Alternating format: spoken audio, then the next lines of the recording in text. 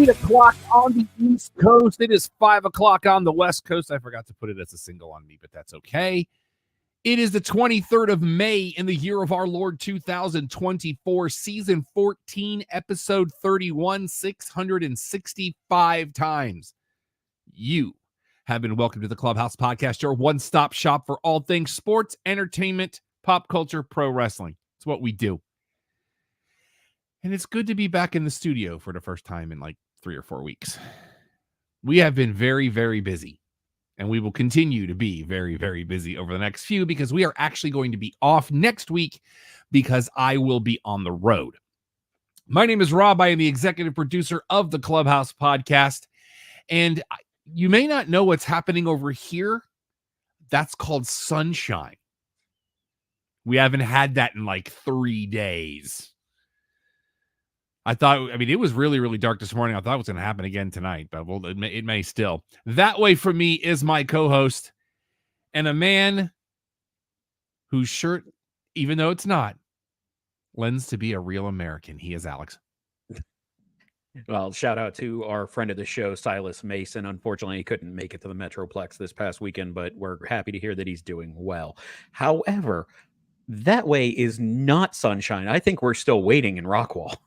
Oh, is it maybe coming this way from you? Possibly. Okay. And we're going to talk about what Alex just referenced a little bit later. At the bottom of your screen, right there, he's right there. He's the official fact checker of Sooner Gator Productions. And you may call him the Peach Master. You may know him as Ig Bunu, but his mama named him Don Ford. I'm going to call him Don Ford. Hey, man. Things. First off, I got a real American shirt when I went to D.C. That's real American. I'm sorry, nothing's going to top Peach Master. That's got to be a shirt by the end of the year. I literally thought of that right before I said it. Okay. But number two, it's in Grand Prairie here. It is cloudy out, even a little bit of rain. But saying sunshine, wait till August. We'll be begging for the clouds. Dude, I'm not complaining. I say it all the time. People complaining about this. You're going to be begging for this in about 6 weeks. Uh-huh. Oh, I'm fat and hairy. I'm going to complain. Billion degrees outside. That's all right. Let us dive in. As the title of this episode says, we have a lot to catch up on. We covered a little bit of it last week. Apologies for the staticky of my audio on last week's episode. When we don't have an engineer working with us, it's very, very difficult for me to get good levels on things. The student sounded great. That's all I care about. But thank you to everybody at Garland High School for the 9th time having us out to do the show, which means as of next year, we will have done half of them, which is crazy. As long as they have us back. I mean, there's that. But let us dive right in. Big sports news breaking yesterday.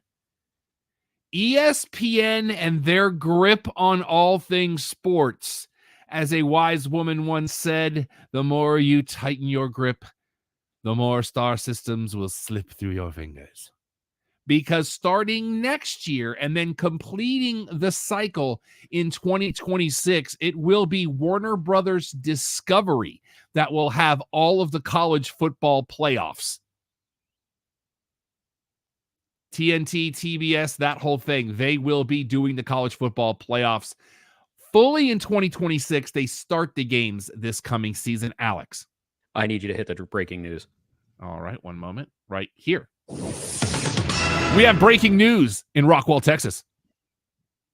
The NCAA has just made an agreement with the Power 5 conferences to allow schools to pay their players as if they are employees. It's the first time in the over 100-year history of college sports they will be paid directly by the school. It will not be NIL. It will not be anything. You will have the schools paying the student athletes directly. In addition to the scholarships themselves. Mm-hmm. So that if you're literally just broke. And if you're not in the Power 5,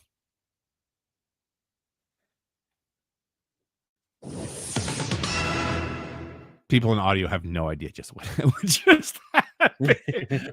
Sometimes they forget we have the audio back. And thank you to those subscribing, whether you're on Apple Podcasts, Amazon Music, or Spotify. We appreciate you guys so much. So yeah, that's a big thing. Yeah. So and I wonder how much it's going to be a negative, though. I mean, it's good that the kids are going to get paid, but if you're not at a Power 5 school, does that mean your recruitment is now crippled? Yeah, it could be. It absolutely could. Oh yeah. And the thing is, how much are they I'm going to skimming through the report that just dropped. I want to see how it's affecting Notre Dame as well. See, here's my question: is how much can they get paid? Is there a cap? Because all of a sudden, are they going to start getting $1 million contracts? Well, Don, this just broke, so the details on all that may not yet be available. Yeah. Each school is expected to. Oh, okay. Read between the lines. Each school to share up to roughly $20 million per year with its athletes. So I'll be curious to see how that breaks down. All right. All Division I athletes dating back to 2016 are eligible to receive a part of the share as part of the settlement. Oh, interesting. So that question, could they hold out and stuff and saying, hey, Florida State's offering me this, so but Ohio State's offering me that, so they'll get banned because at that point there's no negotiations on figures until they are signed. Oh, really? Okay. Yep. And plus, there's not supposed to be any definitive. Yep.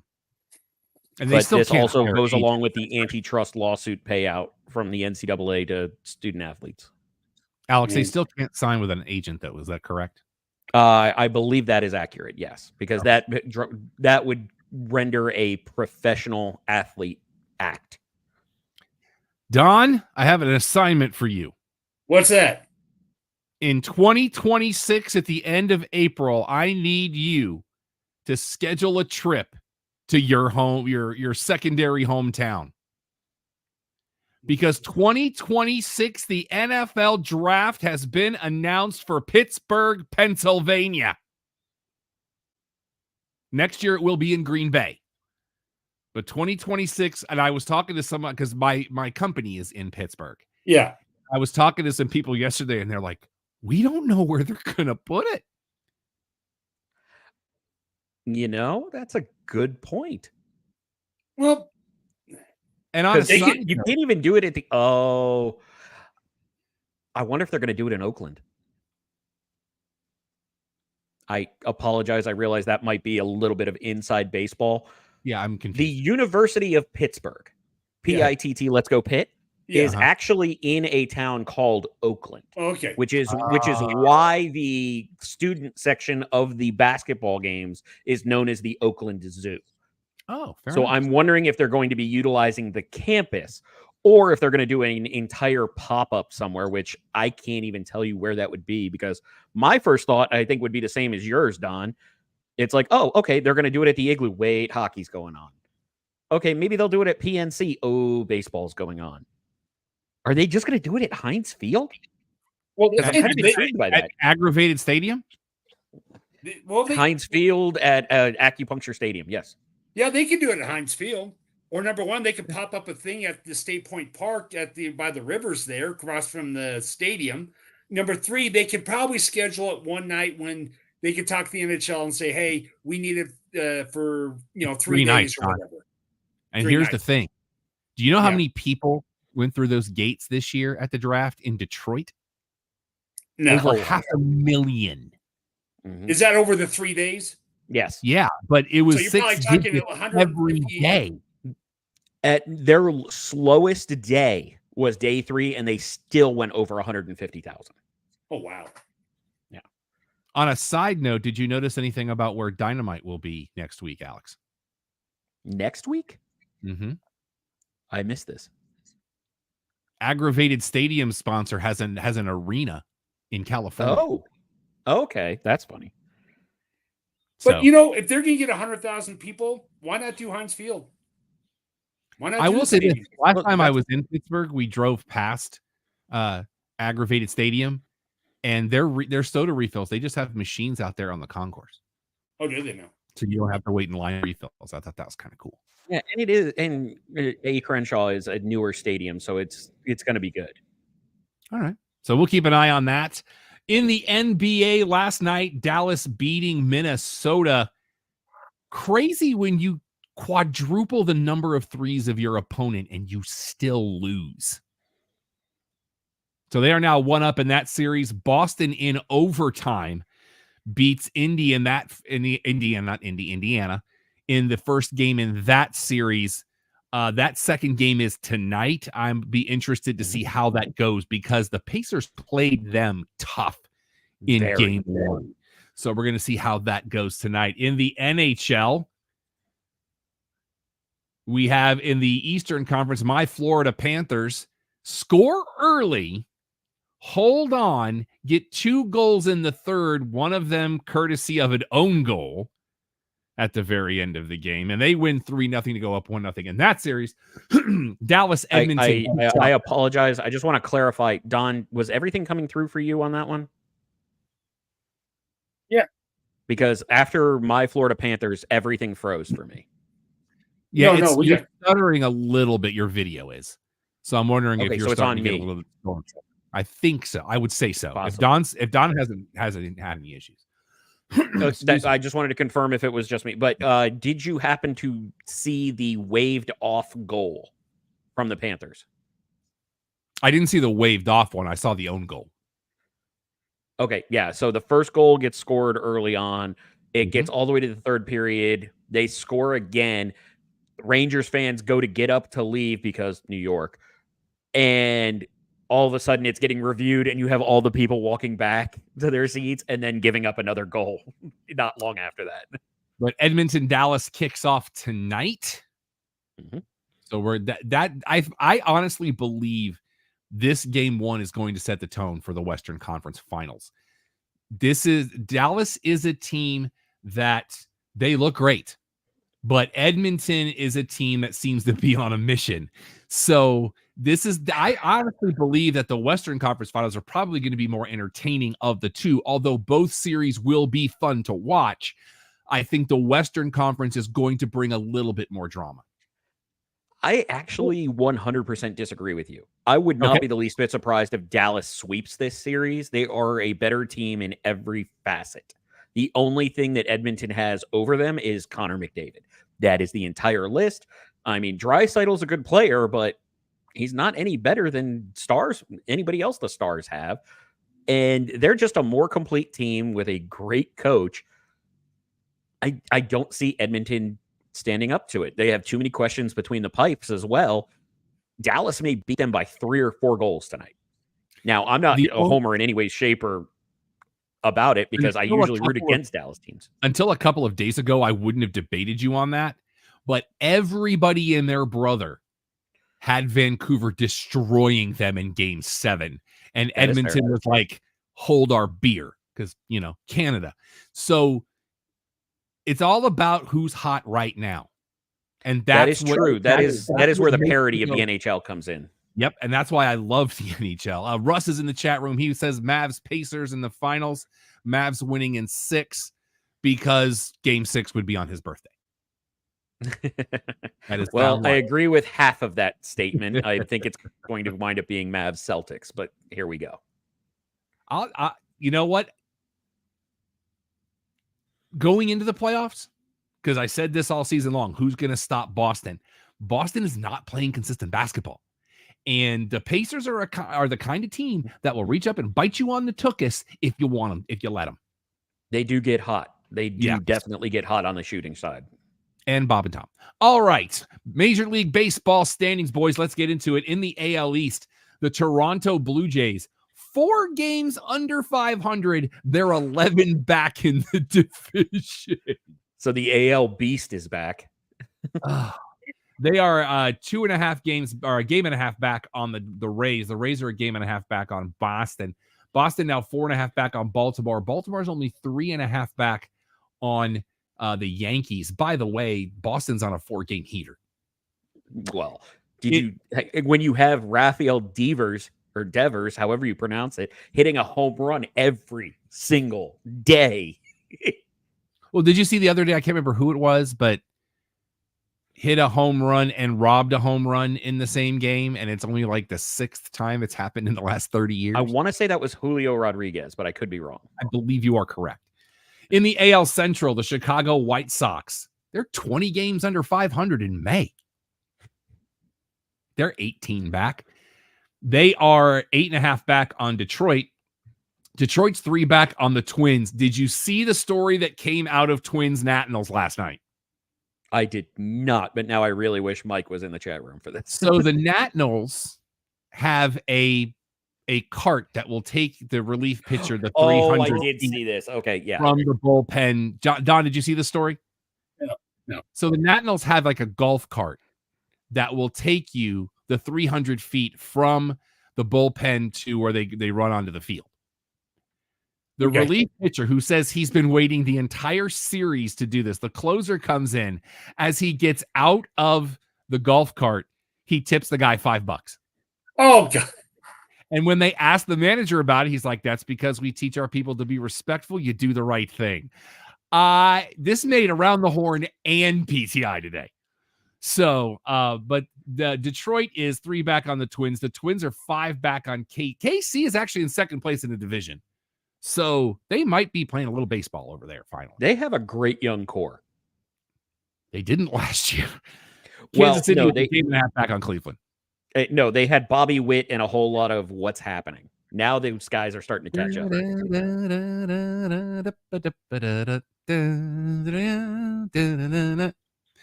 That's the theme to What's Happening.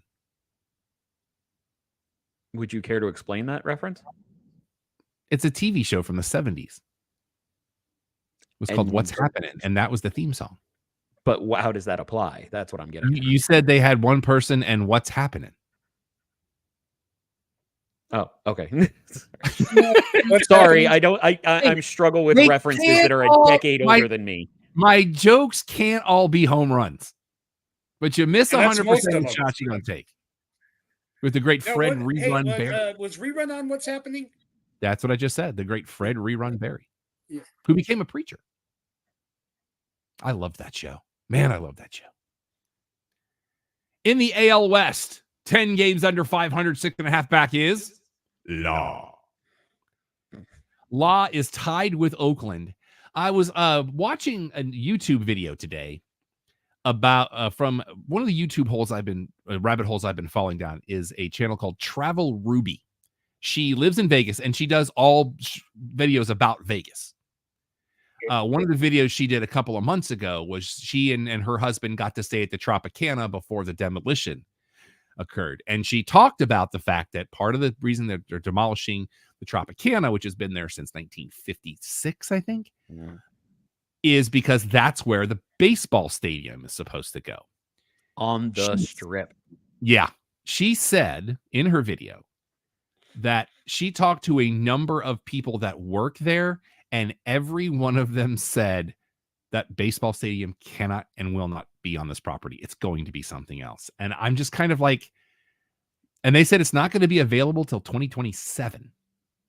At the earliest. Yeah, they're going to play in that minor league ballpark for a while. Yeah, and they actually have a backup deal with Sacramento to be able to extend it if need be. I love the design of that stadium. It looks great. Mm-hmm. But them and Law are 2 games back on Houston. Houston is a game and a half back on the Rangers. The Rangers now 3 back on Seattle. By the way, happy birthday, Rachel. Yes. It's her birthday yesterday. And she shares a birthday with the great Cal Dodd, voice of Wolverine. Tropicana Hotel on Vegas on April 4th, 1957, 67 years ago. I was a year off. Yeah. I'm sorry, what was that date again?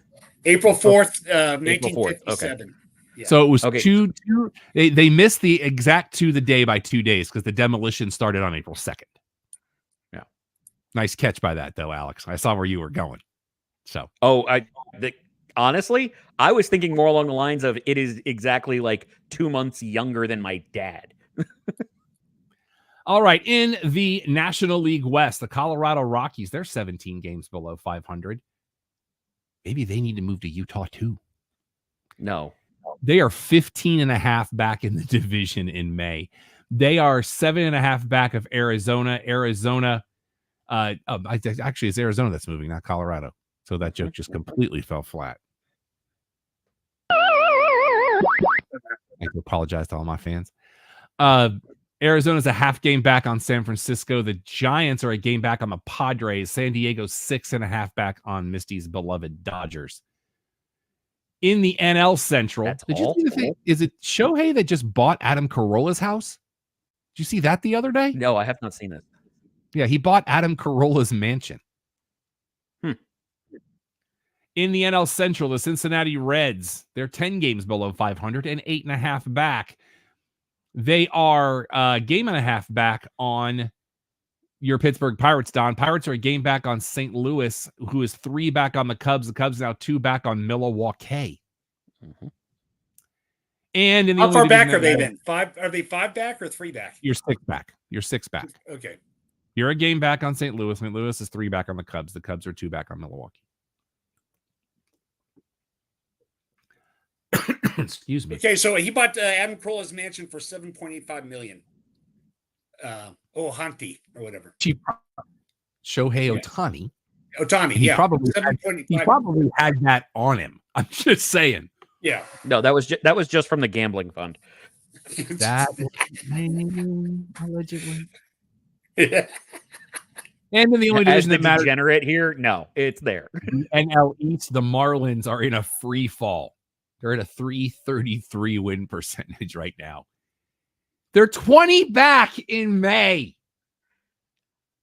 It's funny when one of those prospects comes up for the MLB draft that seems to be a once in a decade guy, and how these teams just go, we don't got to play this year. They are 5 games back on the Mets. The Mets now a half game back on the Nationals. The Nationals are 8.5 back on my Braves. The Braves now 6 back on Philly. Philly's won 6 in a row. Philly is playing great ball. Do we remember who America's favorite game show was last time? Or North America's favorite game show was last time we did this? No. Because I can tell you who it is this week. I feel like I could guess who it is. Take a guess. The White Sox. Really?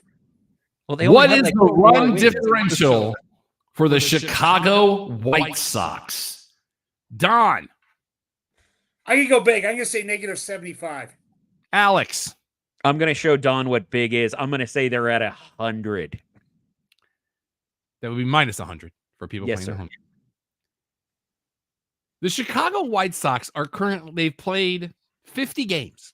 Russ says -109. In those 50 games, they are 15-35. That is a 300 win percentage. The amount of wins I thought they did. Again, they are 18 back in the division. So if they had double the number of wins, they'd still be 3 games back. Mm-hmm. They are 10-14 at home. They're 5-21 on the road. That must be what I was reading. 3-7 in their last 10. Now, gentlemen, let me give you the other cellar dwellers in the American League. La currently has a run differential of -28. The Toronto Blue Jays currently have a run differential of -38. In the National League, the Cincinnati Reds, who again are last in their division, they are 10 games below 500, have a run differential of -9. Hey, when they win, they pour it on. The 2 teams ahead of them have more. Pittsburgh at -30, St. Louis at -43. The Miami Marlins have a run differential of -82. Oh, God. Still hate that name. As do I. The Chicago White Sox. Alex is the closest without going over. Russ is the closest, period. Because the Chicago White Sox currently have a run differential on May 23rd of minus 107.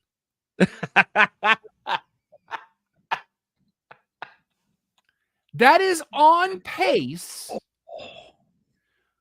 for minus 325, 328.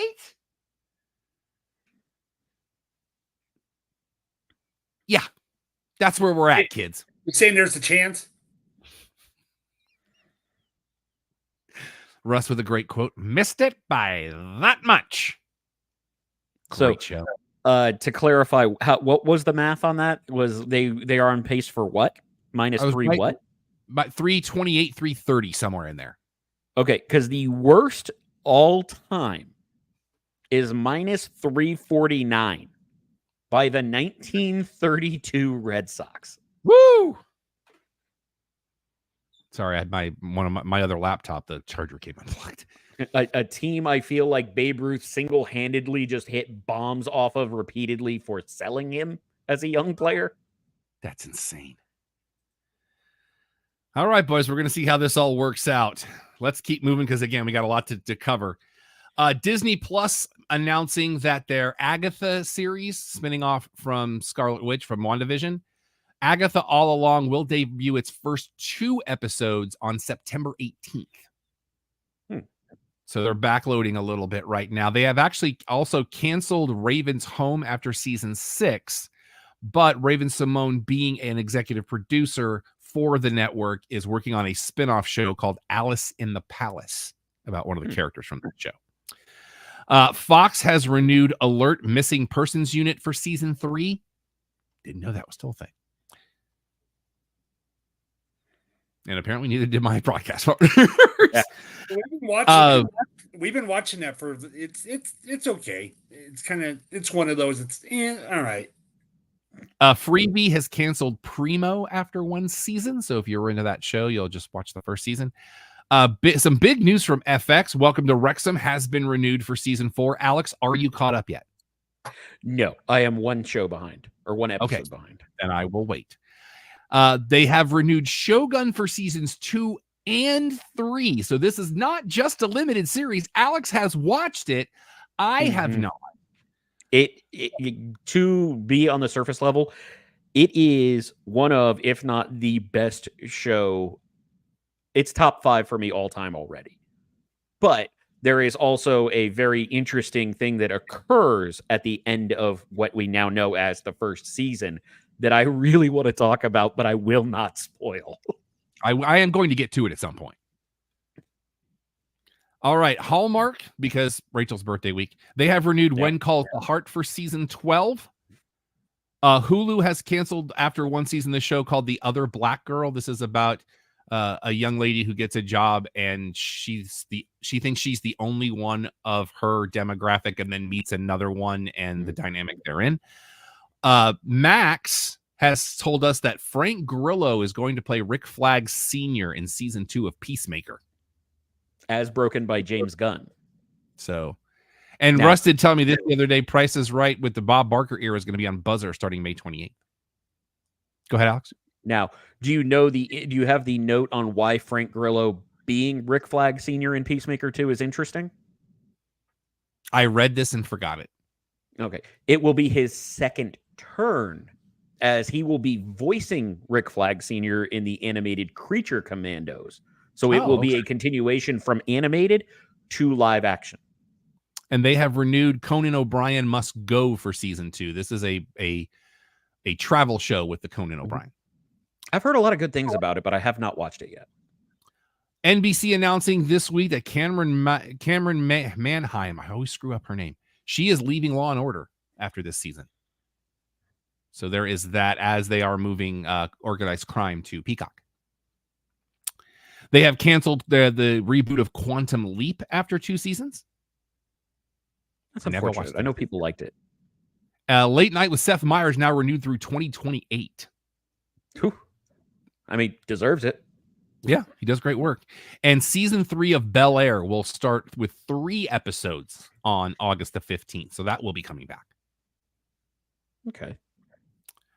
Lots of news from Netflix since we last talked about them. They are getting 2 NFL games on Christmas Day. So Netflix starting to beef things up a little bit on the sports front. We know that they just did something live. The roast of Tom Brady. But wasn't there a sports event that they did live? The roast of Tom Brady. No, an actual sports event, not a roast. Oh, I don't know of a live sports event that they have actually done. That's the only thing I know of recently that they did live. FUBAR season 2 is coming up with the Arnold Schwarzenegger, Carrie-Anne Moss joining that cast. I very much enjoyed the first season. Can I tell you something about her that kind of blew my mind the other day?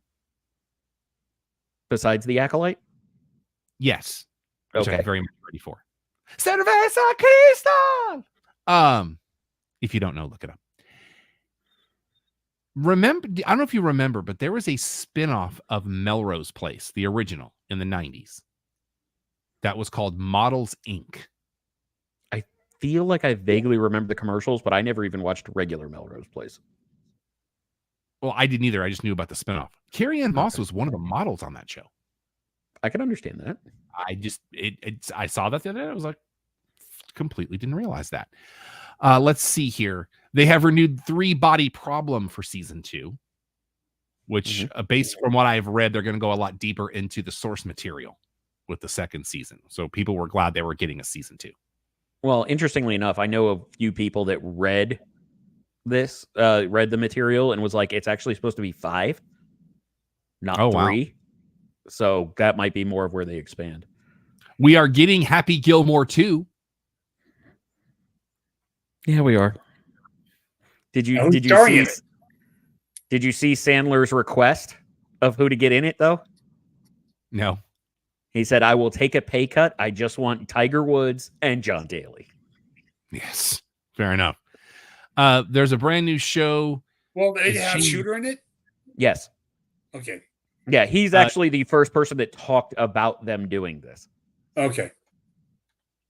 Shane Gillis was a guy that hosted SNL earlier this season. He's a former writer. He has a show called Tires that is about to debut on Netflix. It's already been renewed for season 2.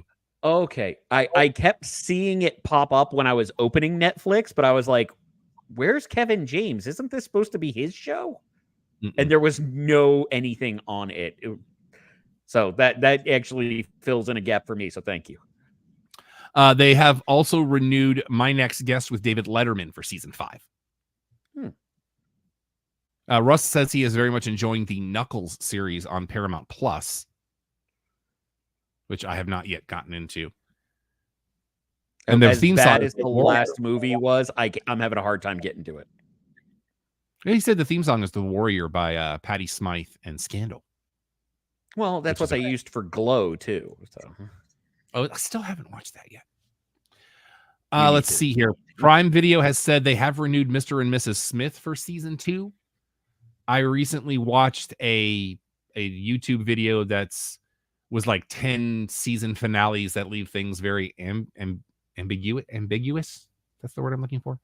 Yes. And apparently that season finale was on the list. Well, the interesting thing is there were reports that they said, yes, we're renewing Mr. and Mrs. Smith, but there's something about Donald Glover not coming back. I hadn't heard like that. They're renewing it, but not keeping your stars. Don, you'll have to look this up or fact check me on this. There was something about them not being married in the show or not returning the stars after the renewal. There was some kind of weird note of, yeah, you'll get the second season, but not how you want. They have renewed Mr. and Mrs. Smith. Okay, on Hulu, the original, right? Prime Video. Prime Video, the TV show. Correct. Not the movie. Not the Brad Pitt movie. Okay. Wait, and isn't that a remake? I believe it's a spiritual successor of something. They have Prime Video also has renewed The Boys for season 5. Yes. Yes, please. All of it. Legally Blonde getting a prequel series. They announced at the upfronts. Did you see how it was announced though? Yes, I saw with the video with Reese Witherspoon. I saw the it was awesome. The behind the scenes too of her walking out and putting the outfit and stuff. They are going to do a Spider-Man noir series with Nick Cage For those of you that don't know, that is his character in Spider-Man Across the Spider-Verse or Into the Spider-Verse. I don't know if he was in Across or not. It's both. But he'll be voicing Noir, which I think is really cool. And Phoebe Waller-Bridge is going to be rebooting Tomb Raider as a series. Mm-hmm. The bar is set low. Yeah. But she's a great that last one especially, I really wanted the Alicia Vikander one to be good. I really, really did. And it wasn't. Nope. Let's see. A couple of fact check on Mr. and Mrs. Smith. Okay. So Sloane's returning as showrunner, but however, Glover and Erskine are returning. It's not clear. They don't know yet. It's in the air. Okay, so the reports were that they weren't attached, I guess, was what got spun out. Yeah, the only person committed was the Sloane. runner. Yeah, showrunner. Russ says that a show that Alex is enjoying that I haven't watched since the first episode, that Fox has renewed the floor for seasons 2 and 3. It's a very interesting concept. Oh, yeah. And remember, I called that after the very first episode because I was like, they can make the entire season for $50. What's the floor about? It's a game show where there's a bunch of people on the floor. Okay. Yeah. So I'm sorry? I said, go ahead. You know more than I do because you've watched more episodes than me. It got wonky again. So, Don, there is a technical or technological floor that is divided into 100 squares. Okay. Every square is containing an individual with a subject matter they consider themselves an expert in. And what winds up happening is either by random selection or challenge, one of the people of these squares winds up in the hot seat up in front of the group. And they either challenge one of the adjacent squares, so one of the ones touching theirs, at their subject matter. And if they win, they take it over. Sorry? I was saying it was hosted by Rob Lowe. Yes. But if they win the matchup, they take the square of the other person. Now, what winds up happening when you get further in is you have people that have like 5, 10, sometimes even 20 squares because they've beaten other people. So if you beat that person in whatever that subject matter is, you take all of it until somebody has the entire, I know, riveting, Don, has the entire floor and wins $250,000. But basically, the more you answer, the more squares you get. The more you beat, the more people you defeat, you get more squares. It's kind of like Risk, but you have to answer a question to get a territory instead of it's interesting, Don. I think you and Faith should check this out because it's very simple in its concept, but incredibly entertaining to watch. Okay. But the interesting thing. Sorry? Did he yawn at you during your presentation? No, it's the third time he's yawned in the last 10 minutes. So there's that. I'm just giving him grief. Yeah. But the real interesting thing, Don. Yeah. Let's do it in this circumstance. What do you think you know as well or better than anybody else that would qualify for a subject? Social studies. Okay. Social studies. If we're gonna do like school things, social studies. Well, no. It's really, they get wild. They really get wild with these subjects. Now, if you challenge me at whatever my subject is, but I beat you, I inherit your topic. Mm-hmm. Okay. So I could wind up getting something that I have no idea. No earthly idea about. Yeah. Yeah. Now, what's really cool about that is it instigates people who don't know the topic they've inherited to attack others in topics they may know, rather than sit back and wind up having to defend something they're not familiar with. Okay. And then the person that gets all 100 squares, there's a cash prize at the end. Yep, $250,000. But every episode, whoever has the most squares gets $20,000. And the SNL, when Shane Gillis, oddly enough, hosted, they did a take on that. Oh, really? That was pretty funny. Yeah. Nice. They finished the season strong. The last 2 episodes, especially, well, actually 3, because you had the Dua Lipa. And then you had Gosling, and then Jake Gyllenhaal was the season finale. Okay. there was some good stuff in there. So, sad news in the world of music. For those of you that know me, you know that I do a little singing every once and again, but I am actually a musician. I play saxophone.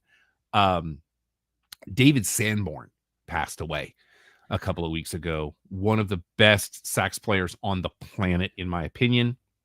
I always go back to he did an episode of the Arsenio Hall show in the 90s. And Arsenio got flustered at one point as he was going through something. And he was like, "I'm sorry, I'm just such a huge Sanborn fan. I want to go straight to that."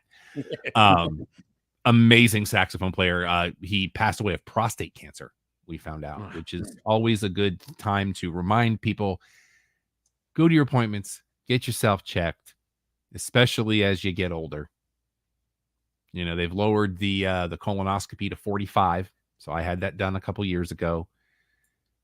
Just keep up with your checks, kids, because we want you here for a long, long, long, long time.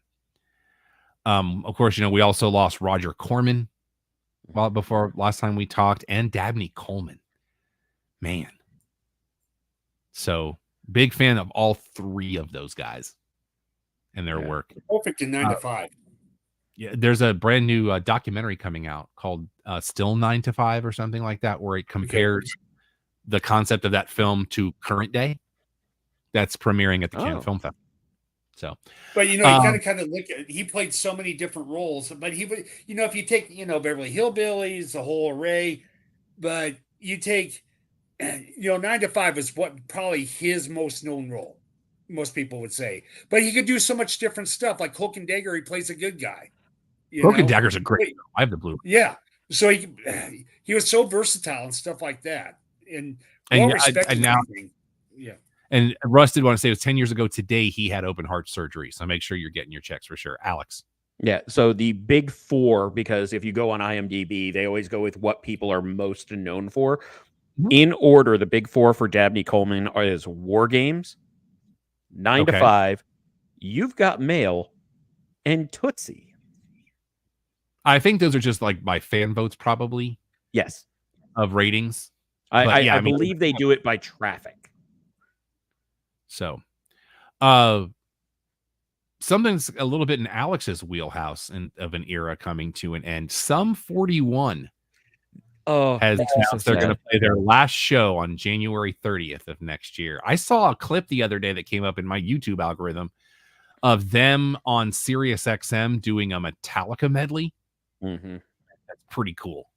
Now, they are really talented guys. Now, they were known for idiocy a lot during their breakout, but they are some talented guys. I'm a big fan of theirs. So, in movie news, my wife is incredibly excited right now, as 2 weeks ago it was announced we are getting a third Downton Abbey film. Not only that, but Paul Giamatti is joining the cast. So my wife is very excited about this. I love Paul Giamatti, but he's that New Yorker accent. This is an English thing. How is that going to... That man can do anything. I know he can, but... Anything. I know he can. It's called acting, Don. That's what it does. That doesn't mean it has to stay in that location. I mean, didn't the second movie go to, like, Spain or something? I'm just saying. I'm just worried. You might get that Transformer in the barn. You shut your dirty mouth. Hey, who brought in this dead horse that's getting beaten? There's for the record, Paul Giamatti is from Connecticut, Don. It's called Roger. Roger the horse. There will be no MTV and movie and TV awards this year. They're going to skip it this year. They're going to retool it for next year for the 19 people that watch that show. Well, I think they're trying to find a way to make it 20. We also saw that another addition to the Fantastic Four cast, Natasha Lyonne, yes, is in this. This movie better deliver for the amount of people they're. You said the MTV Movie Awards. Also, what? They're the movie and TV awards now, Don. Okay, TV and movie. Okay. It used to just be the movie awards, but they added TV a few years ago. Okay. And Donnie Yen's character, Kane, from John Wick 4 is going to get a spinoff film. So I give me more John Wick. I'm good with it. Give me more Donnie Yen as a badass. That was awesome. Movie new releases and places you get movie new releases this week. The two people on this show that are not me were able to see Furiosa, a Mad Max saga. Those are up on at www.theclubhousepodcast.com. That's our website. Don, you didn't say it. That's our website. No, you have to say it. Nope. You ruined it, Don. Good. But I will say this. Their reviews are kind of in line from just about everything else I've seen. So I have got to get myself to a theater. Oh, you mean our opinions line up with the popular? With the masses, pretty much. I would normally feel less with each other. Much less with each other. Yeah, I would. Also, I am very surprised. Also, this week, the 1/3 of the people on your screen that is me has seen the Garfield movie. I've got that review up as well. And also, yesterday was the Blue Angels. My review is up for that at www.theclubhousepodcast.com. That's our website. Close enough. Also, this week, let me pull this up because I was not prepared. That can't be the same one, is it? That's why I love how IMDb has a release calendar. We have a movie called Sight coming out this week. This has Terry Chen, Greg Kinnear is in this as well. When a blind orphan arrives in his waiting room seeking a miracle, a world-renowned eye surgeon must confront his past and draw on the resilience he gained growing up in China during the Cultural Revolution to try to restore her sight. I have seen the trailer for this. This is a faith-based film, but it looks really, really good. Also this week, Queen of the Deuce. This is a documentary about Shelley Wilson, who escaped the Holocaust and built an empire of adult cinema in the 1970s in New York City. Okay. That is also this week. That's kind of like we got opposite ends of the spectrum with those. Covered the whole thing. Let's see. We got it all. Movies on DVD and Blu-ray this coming Tuesday. Bob Marley, One Love, which Don has seen. I have not. I know it's on Paramount Plus right now, so I do want to watch that. Arthur the King, which I have seen. It's middle of the pack. In the Land of Saints and Sinners. This is Liam Neeson's having a particular set of skills because it takes place in Texas. The Criterion Collection adds Anatomy of a Fall from last year, and the Michelle Rodriguez Girl Fight gets the Criterion Collection treatment this week, gentlemen. One quick Tech Talk headline, because normally we don't do Tech Talk, but I saw this headline and when I'm sorry, what? Atari, yes, which is still a thing. They have acquired the brand and the library of Intellivision. Yep. My wife had an Intellivision when she was a kid. So get ready for really strange looking games coming your way. Because Intellivision's graphics were they were so overblown. And it had that weird disc thing. Now just out of curiosity, and I apologize if this has already been discussed. Did you talk about the jump to beat the other merging streaming services with Peacock, Netflix, and whatnot, jumping the line to get ahead to be the first major one released? Okay, I will have to look it up, but we were talking on prior episodes about multiple streaming services combining, like Disney, Hulu, and the ones going with them. Mm-hmm. But there's another grouping that is Netflix, Apple TV, and Peacock that are announcing that they are combining and going to release ahead of the other super streamer just to be first. Mercy. We'll keep an eye on that. In the meantime. Yeah, the way I kept seeing it was, oh, good. So we're back to cable. In the meantime, let me hit this button.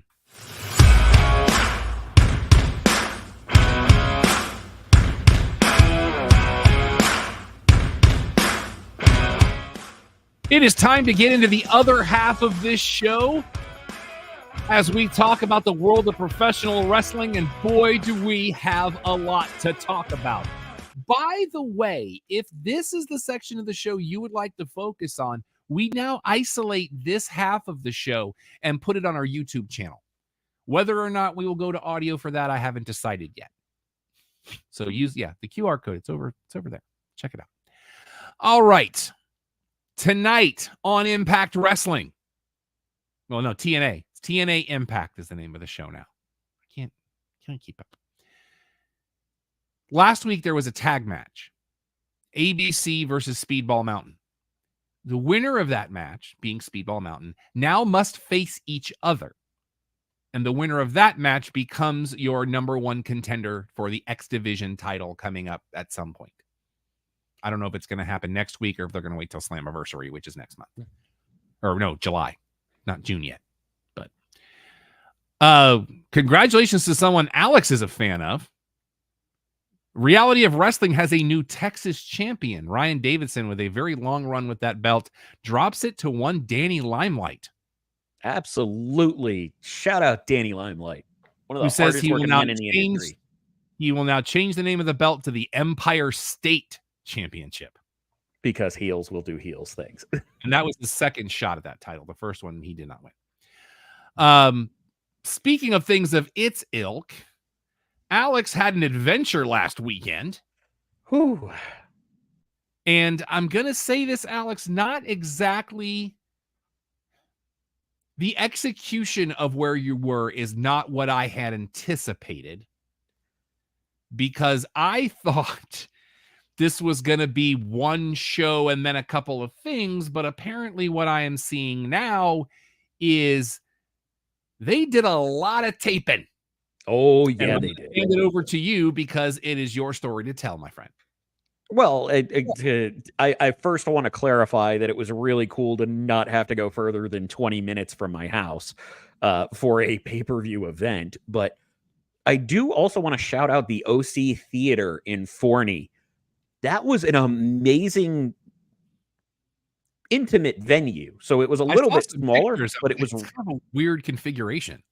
But it works perfectly. And there's not a bad seat in that place because of how it's staggered. It was really impressive. So, number one, shout out to the venue being really, really cool. Number two, oh my God, was it so much better than I was hoping for. Like, I expected it to be a good event because the Crockett Cup is a major event.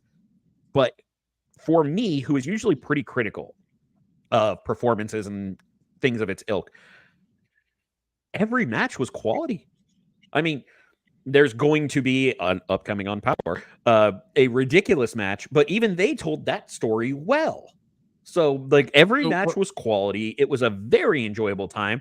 I was less than 5 feet from the ring the entire time, but it was awesome to watch. It was great to be a part of. Had Sign Guy Rick to my right. Whereas in the past, the Crockett Cup has been a pay-per-view presentation. What Alex was there for is a multi-week on the CW app episodes of Power that will be the Crockett Cup, which is a little bit different.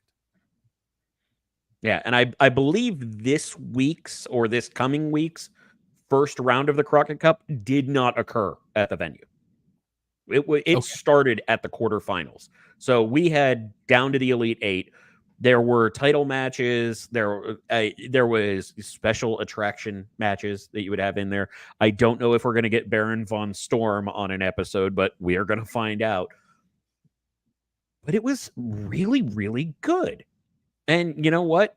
I want to talk more about specifics, but I know I'm going to spoil things, and I do not want to spoil upcoming TV. But I will say, if you are anywhere near where NWA is filming, doing an event, or anything, do yourself a favor. If you love wrestling, go watch. Because it could not have been more fan-friendly, quality entertainment well beyond the ticket price. But at that same point, there may have been 3 minutes of downtime between matches because they covered probably 2 months worth of episodes or close to it, maybe 6 weeks. I'm going to say it'll cover maybe 6 weeks, but every bit of it was just quick go, and everything was good. It was one of the most enjoyable wrestling events I have ever gone to, and unlike Don, I've only been to one Mania. Don's been to 3. Right. But what I'm saying is I think I enjoyed it. Shudder to think because of what it is. Because of the smaller, more intimate nature, I kind of enjoyed it as much as going to Mania. Would you like to tell people I've where been to 3 look? what? Which ones? You've been to 3 Manias. 4. 4. Oh, you went both times to Dallas, didn't you? Yeah, he has 2 Dallas and 2 Houston, right? Yeah, 17 and 25, or X7 25. Yeah, the TLC in 17, and then the Undertaker 25, and then a 2 in Dallas. Alex, would you like to tell people where to look for you? I saw the picture, and I didn't want to say it because I wanted you to say it.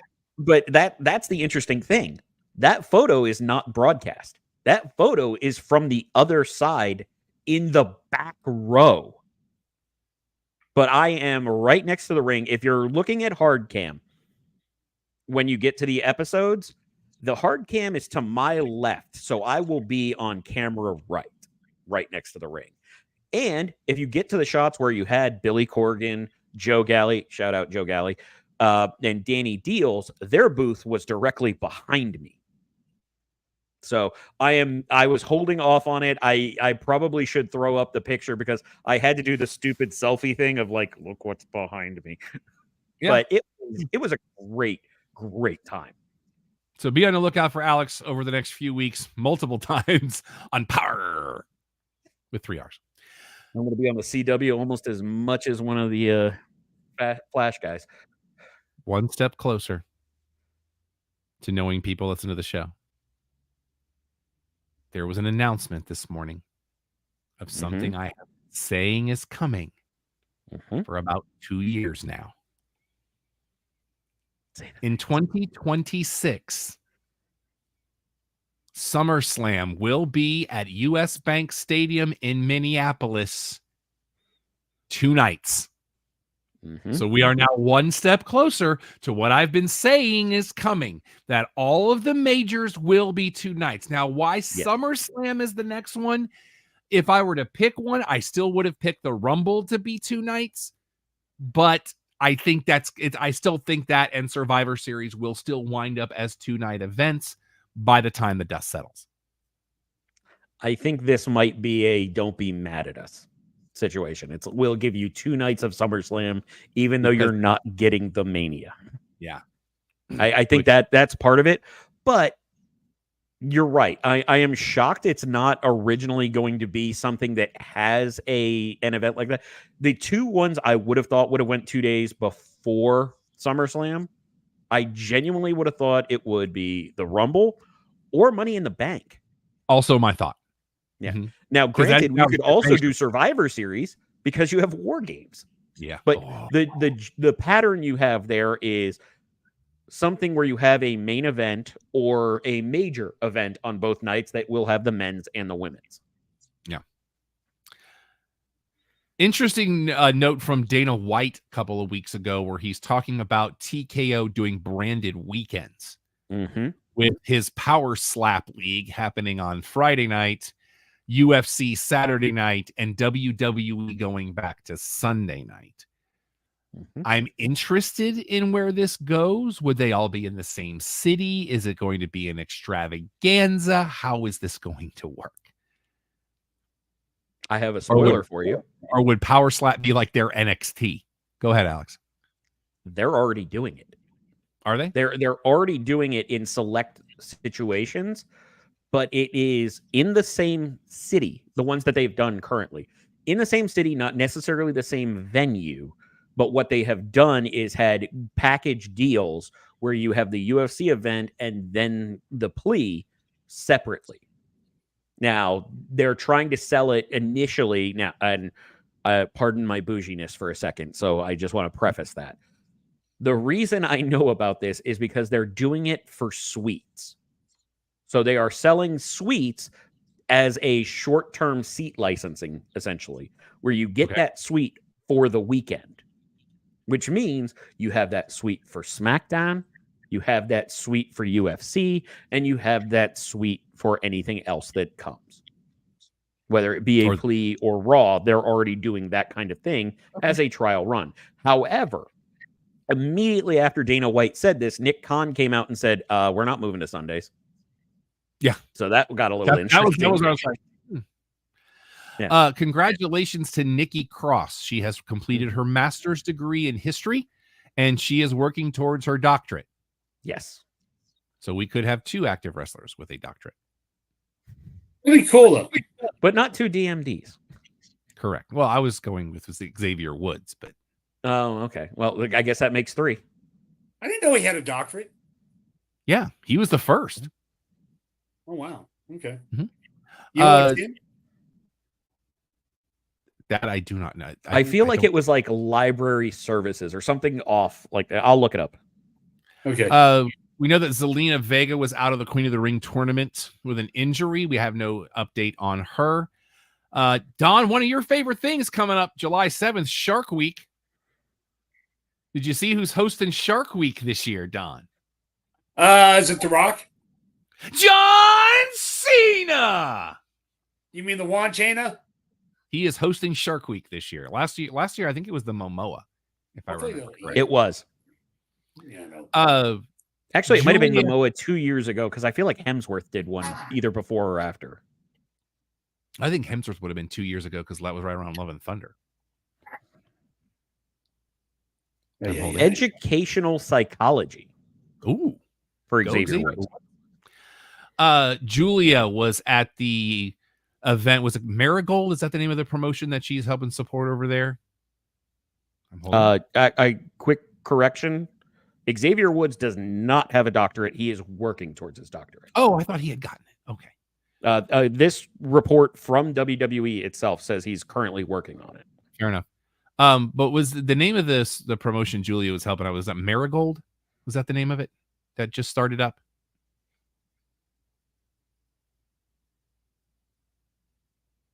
Anyone? No. Marigold? Sorry, I was looking at a conflicting report that says that he did finish his PhD. Now I'm very confused. Okay. I apologize. Could you repeat what you said? Yeah, the promotion Julia is working with, is that called Marigold? Is that the name of it? I believe that's what they're working on. I'll take a look. She has a broken wrist as a result of that. So we're going to see how that goes. We also want to send our best to Brandy Rhodes.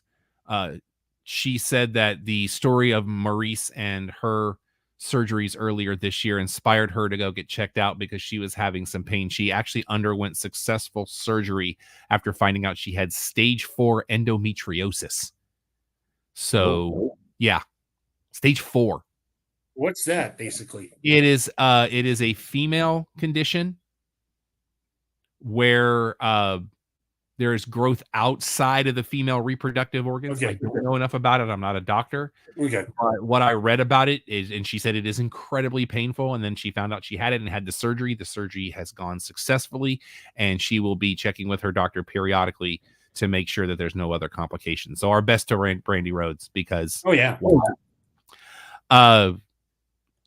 have a new number 1 contender for the Speed title, and it is one Tyler Bate. So that will be Ricochet's first title defense. Alex, go ahead. The full name is Dreamstar Fighting Marigold. Okay. So for short, it's Marigold because if you look at it in the same concept of where Roshi Ogawa started, he founded World Wonder Ring Stardom that we commonly know as Stardom. So it seems to be a pattern. So calling it Marigold seems accurate. The official name is Dreamstar Fighting Marigold. All right. Boys, we are 48 hours or less than about 36 hours away from King and Queen of the Ring this coming Saturday. Mm-hmm. We will know who the final 2 contestants are tomorrow night as SmackDown is in Jeddah.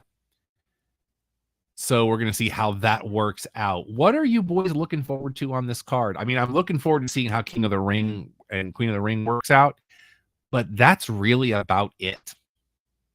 I don't see any belts moving. I thought that they were probably going to do Jade Cargill versus Bianca championships having to take each other on. I'm surprised that Nia Jax got the, I know she lost and they made it a simple, feasible way for her to lose without making her get a pin, the DQ or whatever. But I thought it was going to be Bianca versus, Jade Cargill in the semifinals or whatever. As did I, but I'm kind of glad it's not, because that story is just getting underway, and to pit them against each other this quick, I would have understood if they had done it, and that's really what I was looking to. But I'm actually glad they didn't. Let this thing play out a little bit. Yeah, and the other aspect is Rob, Don, one of you can absolutely help me. Who was it that always said a great tag team is just a better program waiting to happen? That I do not know, but I like it. Okay, I know I'm butchering that quote, but there was it might have been Michael Hayes. But the gist is that tag teams that get along always seem to have better rivalries. And I feel like this one's going to build to something for a while. And as much as we love Jade Cargill, she looks like a star. She's doing admirably. She's not ready to carry her own yet, in my opinion. She can still handle the squash matches, but working with Bianca is going to get her to that point. Agreed. There's two easy ways. Either Bianca turns on Jade because Jade's getting to be the bigger star, or Jade turns on Bianca because she, quote, no longer needs her. There's our one of two ways, but I kind of dig the fact that we don't really know which they're going to go with. Yeah, we have time. Mark your calendars for September 13th. That is the day SmackDown will move to USA. So you'll have Raw and SmackDown on the same channel for about 2.5 months. It's going to be pretty cool. Prepare yourself for that. Only note I have the old days. the only note I have for the last couple of episodes of Raw, I dedicate to Doc, because Lillian, we had Lillian, and apparently she was just there they were where she was, and she just wanted to stop by and say hey. And H was like, no, hey, why don't you go do some announcing? Yeah, that was H's deal. So respect to H. NXT, Jada Parker and Fallon Henley have advanced to the Women's North American title ladder match, as have Sol Ruka and Lash Legend. So the field is halfway there. You'll get the other half probably. Let's keep finding ways for me not to care. And Lola Vice turned on Shayna Baszler, got a Carafina clutch for her trouble. And Kirifuda. I can never say that right. But Ava Raine said they can have a match at Battleground, and it ends with Shayna Baszler going, nope, needs to be NXT Underground. So given where they're going to be, kind of here for it. I hope they have a cage ready. They've got one set up. They'll just wheel it in there. I do want to go back. I thought about this. I think if there is a belt that moves at the King and Queen of the Ring, it might be Sami Zayn and Otis doing something in there. I think Otis. If there's a belt to move. I think Otis cost Gable. And that's when the Creeds turn on Alpha Academy. See, and the other booking I was thinking of was that Gable, because of the Creeds, winds up winning, and then Otis for the face turn, or embracing the face turn, which would be accurate. I think I would just Otis goes on a face turn. Otis being Otis. AEW All Out has been moved back 6 days. It will now be September the 7th, which is a Saturday. So it's not that and All In back-to-back Sundays. It's still not far enough apart, but I agree. But you and I talked about this the other day. I think it was venue availability, and I think going forward they'll space it out a little bit more. Yeah, because it's just too much too fast, I think. And how do you build this? You really want, when you're going to the UK, you really want to build the All In. You really do. You want it. You have time to build it. What I would have done if I was Tony Khan, when I signed Ospreay, I'd say part of the deal is, and he can announce it even right now, me signing this contract All in London, Wembley, I get the title shot. No matter who the champion is, I'm the challenger. That way they get a lot of tickets ahead of time. Right, but you've got time to build that story. I know, but even it would start to build ahead of time where Ospreay's getting the title no matter what. A lot of the people would go for sure then, especially if you tell them ahead of time. But then you do it a week later, how are you going to get a great show that soon, right after a big show you really want to promote? Well, that's what they realized with the sales of All Out last year, and they got nothing. Yeah. But, I mean, that also flies in the face of what Tony Khan was so adamant about, but making it a sport of people earning their title shots, which is why they're telling the story of the Young Bucks giving Christian the title shots. So I see where you're coming from, Don, but that's something that the Bucks would be saying in story. So shout out to Ruby Soho and Angelo Parker. They got married last weekend, so mazel tov to those kids. Some injury updates. Athena apparently injured. They have not given us any specifics that I have read, so we'll be keeping an eye on that. Wheeler Yuta has no timetable to return because he is dealing with concussion symptoms. Real fast on Ruby Soho, is that the pregnancy thing? Is that real life too? Look up the pictures. Look up the pictures from the wedding, Don. It's very obviously real. Okay. Did you see the picture of all the AEW women together? With I didn't see. I didn't see. Oh, that one. Yes. Where she desaturated herself in the picture. Like, dear God, I love it. Keep the gimmick alive. Eddie Kingston had a leg injury when he hit it on a rail at that New Japan show. They're saying now there's even more. There's a ligament and something else involved in that deal. So the timetable is unknown at this point. And Chuck Taylor, Chucky T is done. That is not an angle. That ankle injury is not improving. So his in-ring career he is retired. And our best to Chucky T. I've always liked him. He is the Kentucky Gentleman. And they just happen to be able to work that into the angle. So as we have seen over the last few years, I don't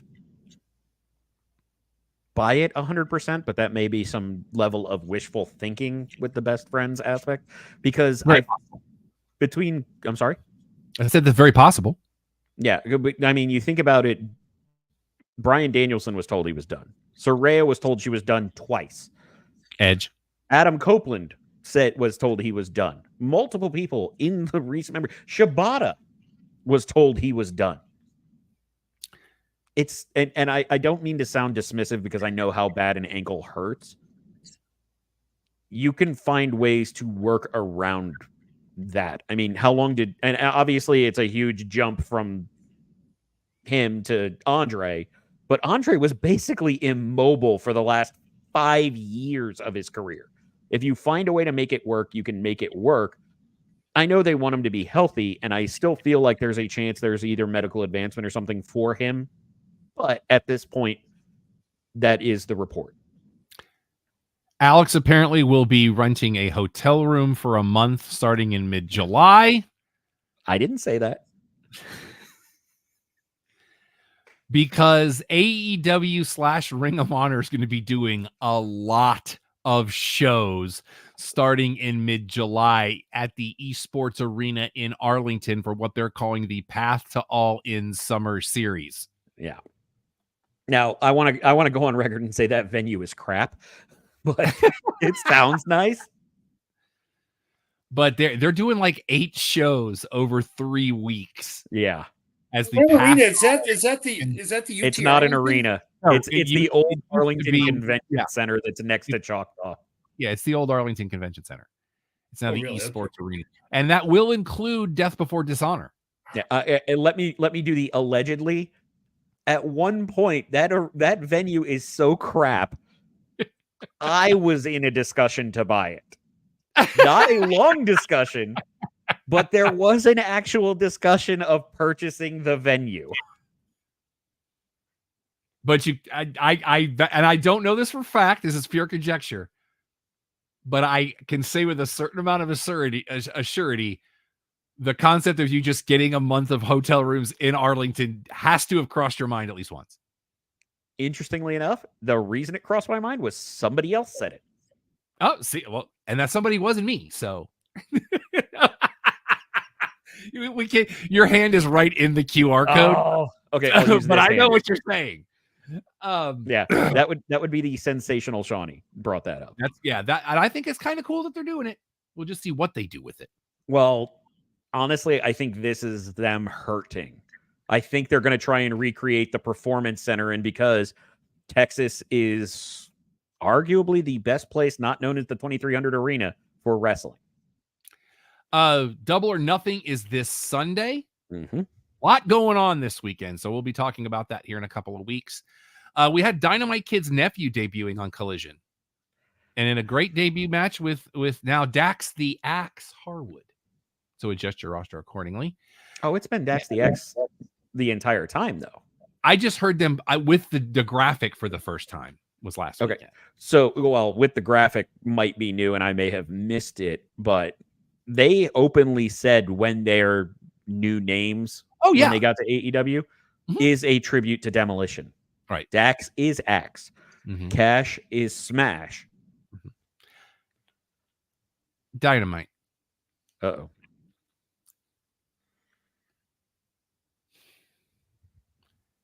Two guys pinning the third in a triple threat match? Really? Sir, that was not a pin. But they both won the match, did they not? Mm-hmm. Because they did something almost exactly like that 23 and a half hours earlier on NXT. But it was at least dueling submissions. Brian Keith deserves better.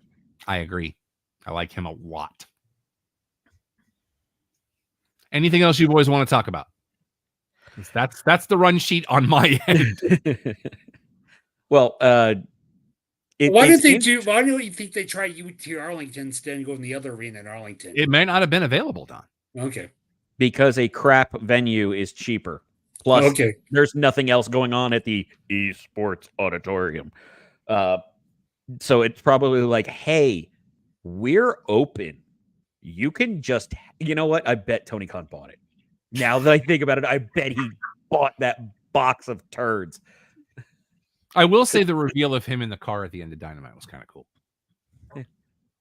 But I will say that the discussion for purchasing said auditorium did not involve 2 commas. So I'm betting Tony Khan bought the venue. Well, I will say this. I still stand by my prediction of where this is going.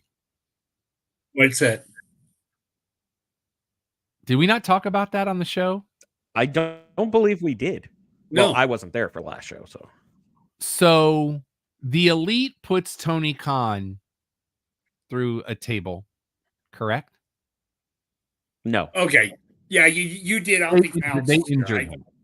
Yeah, they hit him with a, I guess they called it the TK driver instead of the Meltzer driver. That's right. But they did injure him. Yeah. When that happened, the first thing that came to my mind was the fact that the Outsiders power bombed Bischoff through a table, and a month later, he joined the NWO. I swear I thought you were going with the Kevin Nash leg cast for a minute. That was cool. Don't get me wrong. But I don't want this to happen, and I am not speaking this to the universe. But it was the first thing I thought, and if it happens, smartest man alive. And it's really not helping that WCW comparisons for AEW if it does. That's for me why. It's like there's no reason for this to be a thing. Please don't. Like I've never wanted to be wrong so much in my life. The Esports Arena only has says 2,500 seated. I have an interesting note for you on that, Don. What's that? That's without a ring in the middle. Yeah. No, that's a good point. Why did they go back to Garland? I mean, they have a good relationship with Garland. You get more people in there. That was a problem. Again, could be availability for what they're trying to do.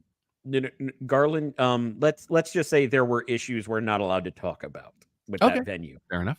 And technically, the city of Arlington is the owner. Yeah, because they foreclosed on the damn thing. And Optic Gaming is the billboard on the outside. Yeah.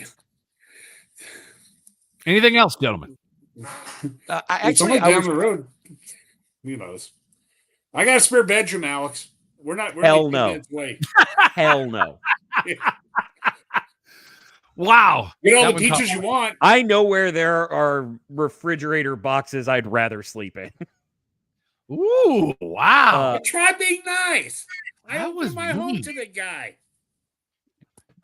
Alex has a the note. words I want to say about the city you live Alex in has a note. aren't said on this. Alex has a note. What's that? I wanted to see how you felt about the Malachi Black Brood Copeland moment on Dynamite. I did not see last night's show. Whatever they made that out of, I was like, Yeah, I had questions because I was like, I don't know if that looks real or just disgusting. But it worked. and it didn't come out of the LED screens on the backside of the ring. But I genuinely had the question of like, we've seen that happen in multiple avenues. Is this the first time it really worked? Because I remember other ones just looking dumb. And then there's the Kevin Nash one where it landed next to him. And the look on his face. I could watch that clip on a loop. And well, there's that. That's your high. Your low. Know when to pull the pins out of the table. Oh my God, yes. Okay, so my wife was in the kitchen and she just happened to look into the living room at that moment and she went, that wasn't supposed to happen, was it? It's like, nope. Sean had just gotten in the door basically and literally went, what happened? So Don, I can't wait for Don's reaction to that. Okay, so don't tell him what happened. It's just no Malachi Black and Edge, basically. That's one. Okay. The other is in the main event. In the main event. Okay. Was that the main event? I think it was. I don't believe it was. It was towards the end of the show, but it was Satnam Singh versus I honestly can't even remember clearly because of it was Bryan Danielson. It was the main event. It was Bryan Danielson because you had the big brawl. Right. Okay. Yeah, it was. It was Satnam Singh and Bryan Danielson. I howled laughing. I almost peed. I'm not. There's going to be a moment, Dom, where you're going to go, "Oh no!" Actually, respectfully, I think no, Don. I genuinely think your reaction is going to be, "What the hell just happened?" Okay. and the recovery is just insane. And what recovery? Who's the one that got the same pencils? That's great. Oh, Steven got the pencils. Okay. Because he sent me a picture of him that he's actually using them in his classroom. God. Oh boy. All right, boys. Let's do the plugs.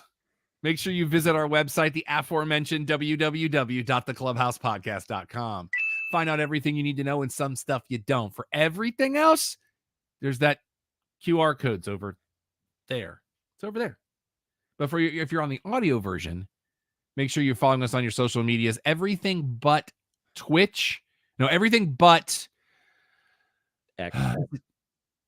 It's Instagram. No, it's Twitter. And I think it's Twitch, our Clubhouse show. Everything else is the Clubhouse Podcast. All three words. Because there's a lot of people that are trying to steal our name. I don't dig it. But also remember, we are also on Apple Podcasts and Spotify and Amazon Music. You can follow me if you would like on your social medias. Everything is that Rob Irvin. That is spelled ERVIN. New addition to my YouTube channel this week as I finally got a hold of a bunch of the panels I've done. This week, you can check out the conversation I had with Brian Prince and TJ Storm. I got to sit with an alien and a predator. That's kind of cool. I did.